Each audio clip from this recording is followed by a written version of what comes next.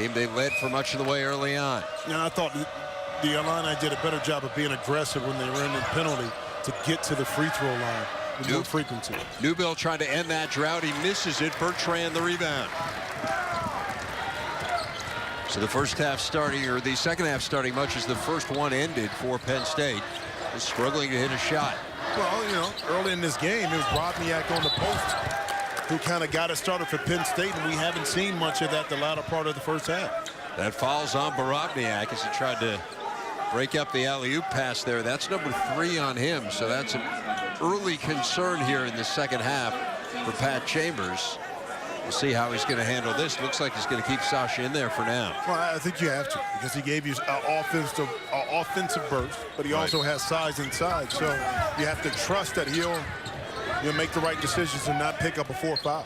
And again, this game getting into a little bit of a danger zone, you'd have to think, for Penn State. Offensive foul there on the Illini. And look, what do you have to lose at this point? You're trying to win your first game in the conference. Guys giving you a real shot in the arm recently. Why not keep them in there? Well, why not? But if you're Penn State, you can't allow this lead to balloon to 11, 13, 15 points because you don't score in bunches quick enough to get back in the game. So you have to be able to figure out a way to cut into this lead right now and keep this game close. Here's Travis. Does not get the roll. Rebound to Borovnjak. That's 8 points for Sasha Borovnjak. Remember, he scored 6 very early. Hasn't been heard from since. That time, doing a very good job of following the ball in the rebound, knowing exactly where it's coming off at to get an offensive rebound. There's Egwu on the high post. Now Paul floating in the lane. That doesn't go. And the rebound to Kalela. Here comes Penn State. In transition, and the 3 ball is down for Jermaine Marshall, so 5 quick points for the Nittany Lions. And one player doesn't have to do it all. You know, and I know that's something Pat Chambers is looking forward to, but we're here now, so this Penn State team has to figure out a way. They have momentum to try to win a game. Well, Frazier's been trying to make the best of a bad situation. He travels to all the games that he can make that don't interfere too much with his academic schedule. He's acted as kind of a extra assistant coach. He actually did the scout for the New Hampshire game earlier this year. He's going to either go to grad school or get another undergraduate degree. 4 seconds to shoot here for Paul. It's deflected on the way up, but it'll be Penn State ball. But Frazier made the dean's list for the first semester, majors in supply chain management, the business school. He's an impressive guy. I mean, I'd like to see a young man get hurt, but now he's able to kind of visualize internally and take this knowledge and apply it to his game for next year. And now he's growing as a young man, and academically as well. Marshall with the floater. He has 9, and Penn State has scored the first 7 points of the second half. They are back within 2.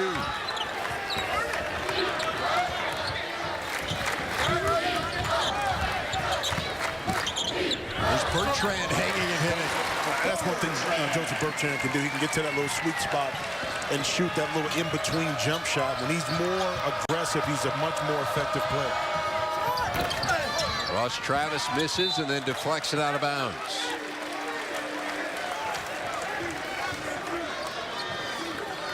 Now Bertrand, a good open court player. And one of those guys, we always talk about the mid-range game kind of disappearing. It's almost become trite, but Bertrand has a really nice mid-range game. He's an excellent game because he's a tremendous athlete, and once he gets inside the lane, he can elevate over anybody. Griffey travels. 9th turnover for Illinois. But the next evolution for Joseph Bertrand is being able to be highly effective in the half-court set when you're not getting those transition opportunities or those little floaters. It's all about expanding your game, and he has that kind of talent to do that, Dave. And he has really extended his range this year. Travis going to try another one. That one doesn't go, and Bertrand the rebound. Last year, he attempted only 10 threes all year, Bertrand. He's attempted 44 already this season. So kind of doing exactly what you were talking about, adding new dimensions to his game. Well, that's part of this new system that John Gross has put in, too, allowing the freedom of his players to extend that their game a little bit more outside the three-point line. McLaurin Newbill fouled him. That's number 2 on DJ Newbill.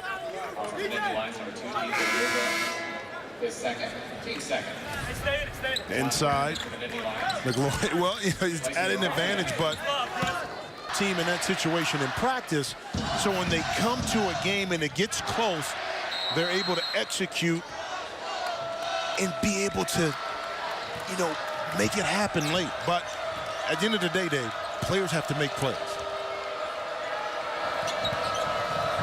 Borovnjak. We talk about him being at the high post. We see it there. Newbill's back in there for Penn State. Travis. Nice pass to Borovnjak, who lays it in. So Sasha Borovnjak in double figures.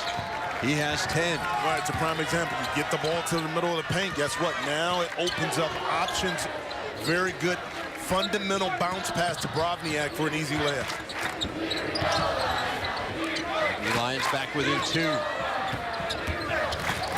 All trying to answer. That is a 2. They have singled it for now. Actually, they're going to give it a 2 on the scoreboard for now. 39-35, but they're going to go back and look at that one. Again, that the experimental rule they have in place. They'll look at it during the timeout. But the scoreboard in-house here has it as 39-35, and there you see our score now updated as well. There's 2 rhythm jump shots by Brandon Paul.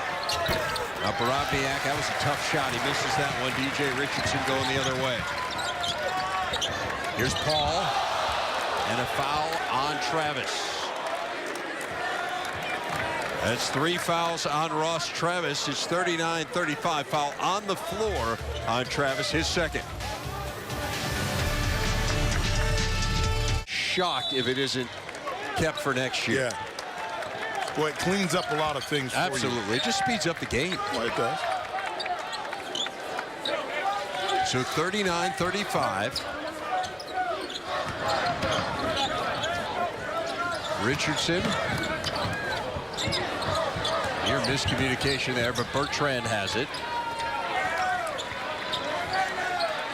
Shot clock at 12.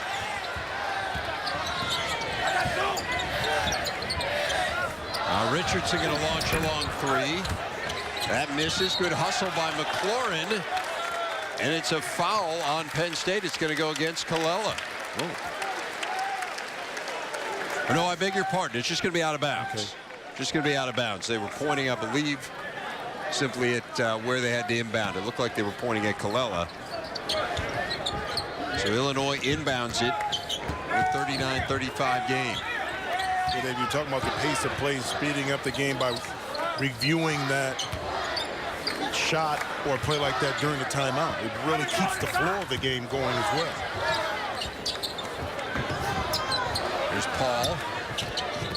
The recovery by Colella. And now Colella gets a foul. We had a premonition. Well, that's a prime example of good ball movement. One, Brandon Paul dribble drive. You collapse the defense, kick it to Joseph Bertrand, right immediately dribble drive right back to the basket. Now you don't allow Penn State to be off the hook, so to speak. You dribble right back out.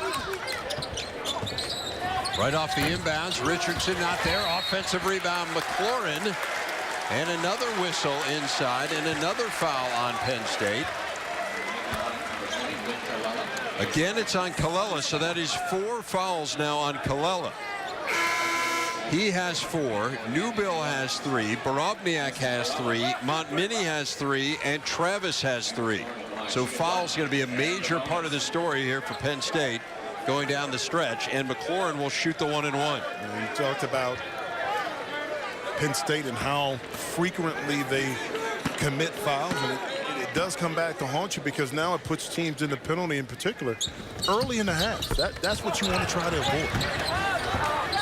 The Illini unable to take advantage. And Newbill loses it. Like it just slipped out of his hands there.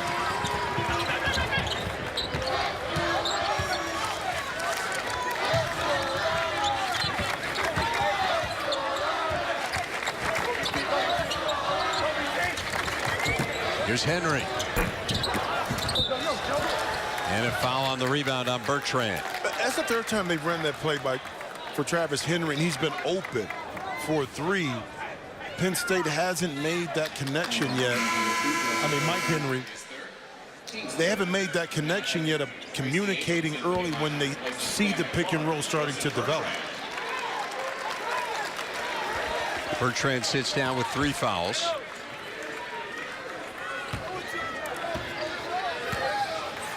We are halfway through the second half here in Champaign, 39-35. The Illini looking for their 5th straight win.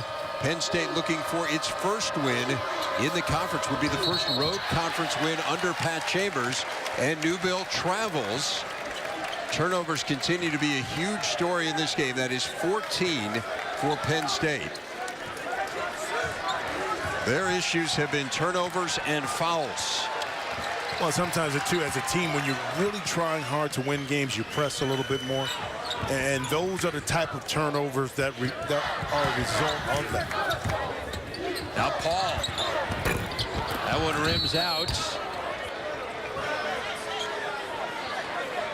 And the foul's going to go against Illinois. It's going to be on Mike Henry.